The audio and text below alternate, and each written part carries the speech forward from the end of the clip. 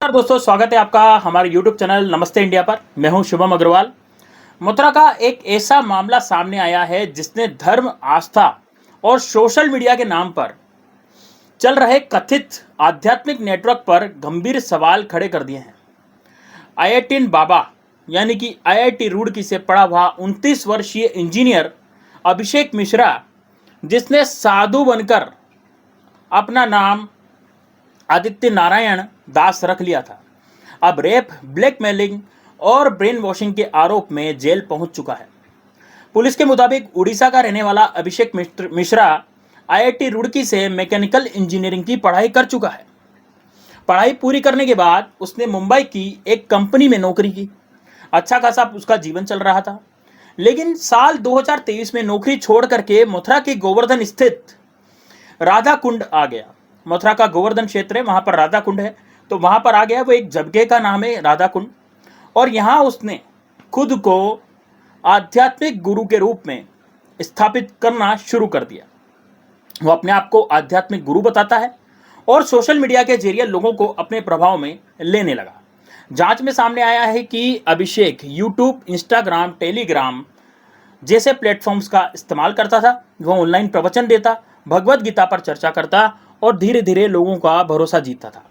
Police का कहना है कि उसके निशाने पर खास तौर पर पढ़ी लिखी और आर्थिक रूप से सक्षम और बड़ी कंपनियों में काम करने वाली लड़कियां रहती थी। मामले का खुलासा तब हुआ जब छत्तीसगढ़ की 22 वर्षीय बीएससी नर्सिंग की छात्रा ने पुलिस में शिकायत दर्ज कराई। पीड़िता का आरोप है कि अभिषेक ने उसे प्रसाद बताकर नशीला दूध पिलाया। दूध पीने के बाद वह बेहोश हो गई। इसके बाद आरोपी ने उसके साथ दुष्कर्म किया। इतना ही नहीं, उसने आपत्तिजनक फोटो और वीडियो भी बना लिए। बाद में इन्हीं तस्वीरों और वीडियो के जरिए उसे ब्लैकमेल करके और 5 लाख रुपए की मांग की गई। पैसा न देने पर, वही जैसे हमेशा जो भी आरोपी होते हैं वो क्या करते हैं, पैसा न देने पर एक धमकी देते हैं कि भाई आपका जो सामग्री है, आपका वीडियो जो है वो वायरल हो जाएगा सोशल मीडिया पर। लड़की बेचारी डर जाती है। तो यहाँ पर उसने यही करा। 25 मई को पीड़िता ने मथुरा एसएसपी से शिकायत की और उसी दिन मुकदमा दर्ज किया गया। जांच भी शुरू हुई। आखिरकार 1 जून को पुलिस ने राधा कुंड स्थित आरोपी के ठिकाने पर छापा मारकर उसे गिरफ्तार कर लिया। कार्रवाई के दौरान वहां से 2 युवतियां और 1 युवक को भी रेस्क्यू किया गया है। पुलिस के मुताबिक आरोपी के मोबाइल फोन से 12 से अधिक युवक युवतियों के अश्लील फोटो और अन्य आपत्तिजनक सामग्री मिली है। सोचिए दोस्तों, कितना ही जबरदस्त ये मामला है। मतलब अपने आप को प्रगढ़ पंडित कहने वाला, अपने आप को श्री कृष्ण कहने वाला, ये बोलता था कि मैं भगवान श्री कृष्ण हूं, है ना, और दूध में नशीला पदार्थ मिलाकर लड़कियों को देता था। लड़कियां बेहोश हो जाती तो उनके साथ गलत काम वो करता था। शुरुआती जांच में सामने आया कि आरोपी खुद को भगवान कृष्ण का रूप बताता था और दावा करता था कि राधा रानी उसके सपने में आती है और उसे विशेष संदेश देती है।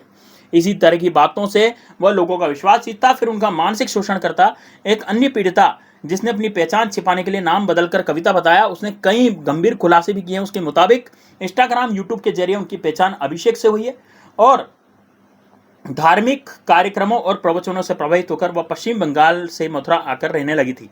शुरुआत में सब कुछ सामान्य था, लेकिन बाद में आरोपी ने उसे मानसिक रूप से नियंत्रित करने की पूरी कोशिश की।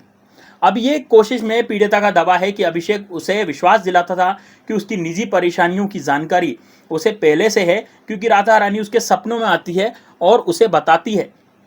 तो इसी तरह की बातों में उसका भरोसा जीता, भरोसा उसका मजबूत किया गया और उसने अभिषेक को अपना गुरु ही मान लिया। बाद में वही भरोसा कथित तौर पर शोषण का माध्यम बन गया। जांच के दौरान एक युवक ने भी पुलिस को बताया कि अभिषेक के संपर्क में 2 दर्जन से ज्यादा युवक युवतियां थी। आरोप यह कि वह कथित गंधर्व विवाह कराता था और फिर उसी रिश्ते को आधार बनाकर लोगों का शोषण करता था। वो कहता था कि तो गंधर्व विवाह है, आप गंधर्व विवाह कर लें, और उसके बाद उसका शोषण करता था। युवक ने दावा किया कि उसके प्रभाव में आकर वह खुद 4 अलग अलग लड़कियों से विवाह कर चुका है। कई युवतियां किसी तरह के उसे नेटवर्क से निकलने में सफल रही, जबकि कुछ लंबे समय तक उसके प्रभाव में रही। पुलिस को यह भी जानकारी मिली कि आरोपी की मां उड़ीसा सरकार में शिक्षिका थी। रिटायरमेंट के बाद जब मथुरा में उसके साथ रहने लगी, लेकिन बेटे की गतिविधियों का विरोध करने पर उसके बीच विवाद बढ़ गया। आरोप यह है कि करीब 3 महीने पहले अभिषेक ने अपनी मां से मारपीट की, जिसके बाद वह उड़ीसा लौट आई। मथुरा पुलिस के मुताबिक अब तक जांच में यह साफ हुआ है कि आरोपी ऑनलाइन माध्यम से लोगों को अपने जाल में फंसाता था। फिलहाल उसके खिलाफ कई मामले दर्ज हैं, क्योंकि जो पीड़ित हैं वो सब मामले दर्ज करवा रहे हैं। अब उसकी जांच जारी है। यह पता लगाया जा रहा है कि उसके नेटवर्क में कितने लोग शामिल हैं और कितनी लड़कियां उसके कथित साजिश का शिकार बनी हैं। फिलहाल अभिषेक मिश्रा उर्फ आदित्य नारायण दास पुलिस हिरासत में है और उसके मोबाइल और डिजिटल रिकॉर्ड की फॉरेंसिक जांच भी की जा रही है। पुलिस का मानना है कि जांच आगे बढ़ने के साथ इस मामले में और भी चौंकाने वाले खुलासे सामने आ सकते हैं। तो दोस्तों, आपको क्या लगता है, आप कमेंट बॉक्स में जरूर बताइएगा। दोस्तों, इस तरह की घटनाएं जो आज पुजारी बन करके, पंडित बन करके और हमारे समाज में जो इस तरह की घटनाएं फैल रही हैं, उससे आप क्या कहना चाहेंगे? क्योंकि दोस्तों, जैसे ये अभिषेक मिश्रा है, इसने कुकृत्य किया युवतियों के साथ, तो क्या भारत की युवतियां अब बाबाओं के चंगुल से कैसे छूटेंगी? वो वहां पर भगवान श्री कृष्ण को भजने जाती हैं, राधा रानी को भजने जाती हैं। भगवान वो ये चाहती हैं कि भाई हमें एक शांति मिले, लेकिन क्या इस तरह की शांति कि उनका जीवन ही नाश हो जाए, उनके जीवन का सर्वनाश हो जाए? क्या इस तरह की शांति अब भारतीय समाज यहाँ पर इस तरह से देगा? तो दोस्तों, इसके लिए आप क्या कहते हैं? मुझे को तो ये लगता है कि सरकार को इस तरह के भी कदम उठाने चाहिए कि इस तरह की घटनाएं जो युवतियों के साथ हो रही है वो नहीं हो। क्योंकि जिन युवतियों का कैरियर खराब हो गया, क्योंकि दोस्तों देखिए, आबरू इज्जत सभी की होती है, सभी लड़कियों की होती है, और इस तरह से यदि उनकी आबरू इज्जत के साथ कोई खेलता है तो ये बहुत ही बड़ा और विभत्स नज़ारा होता है। क्योंकि लड़कियां जो होती हैं, भोली भाली लड़कियों को इस तरह के लोग टारगेट करते हैं और टारगेट करने के बाद इस तरह की चीज़ें वो उनके साथ करते हैं। जो अश्लील हरकतें उस लड़के ने उन लड़कियों के साथ की हैं और आपत्तिजनक जिस तरह की तस्वीरें हैं, क्या श्रीमद् भागवत गीता इसी तरह का ज्ञान देती है? क्या इसी तरह का ज्ञान देने के लिए भगवान श्री कृष्ण यहाँ पर आए थे?